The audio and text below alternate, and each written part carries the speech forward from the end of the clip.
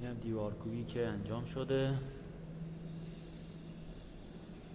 این شکل نصب شده. دیوار به این طرح و نورپردازی رسیده. خط لاین نوری داره این کار.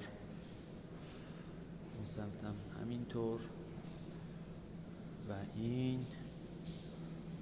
و این بر. هر چیزی که مشکل خوردیم ما این قسمتمون با این قسمتمون یه خورده مشکل داره و میخوایم اینجا رو ترمیم و مشکلش رو رفع کنیم. میخوایم درش بیاریم قهوه‌ای ها رو رنگ روشن بنویسیم.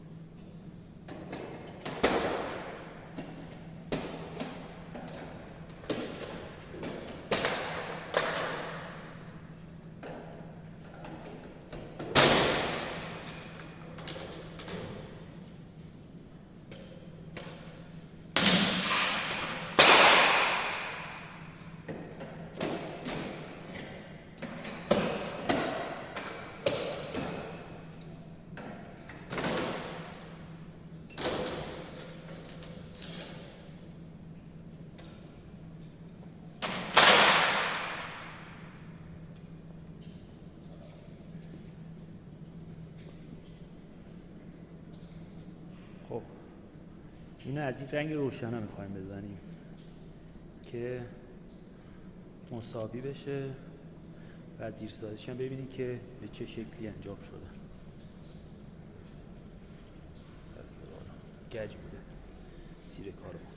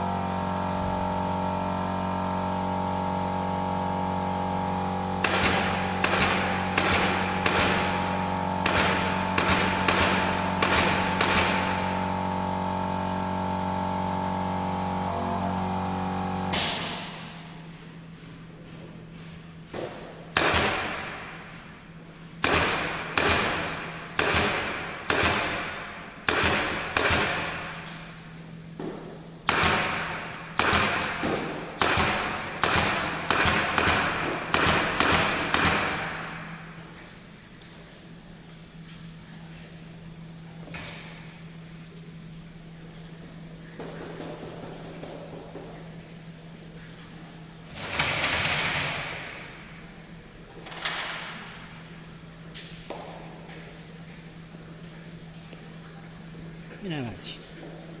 به این صورت راحتی کارو ما ترمیم کردیم.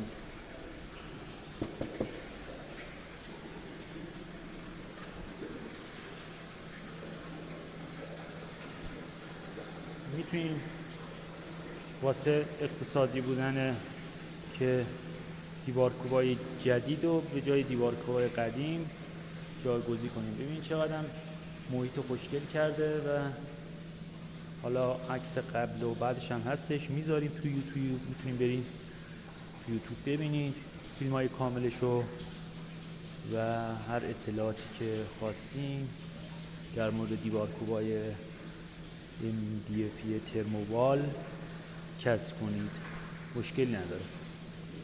بعد یه نکته هم که هستش، میخوام این میخزنی که هستش با میخ معمولی رو ویدیو واسهتون بگیرم نشون بدم ببینید معمولی بودنش چه تفاوتی با اینا داره.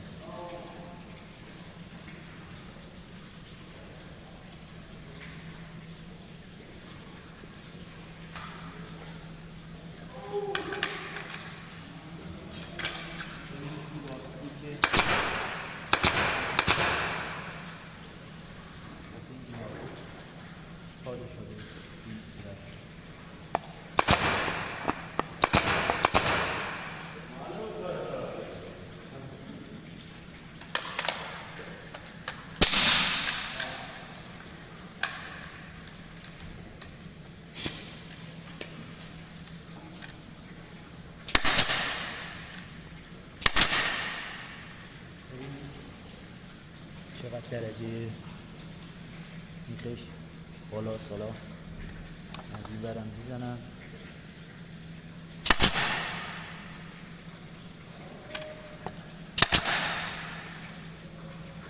به این شکل این چقدر سوراخش بیاره. حالا با این یکی امتحان میکنیم.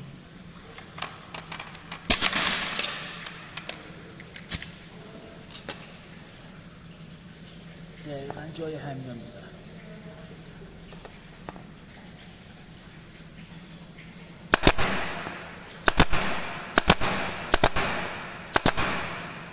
هیچ دید نداره، میبینی؟ اصلا دیدی نداره.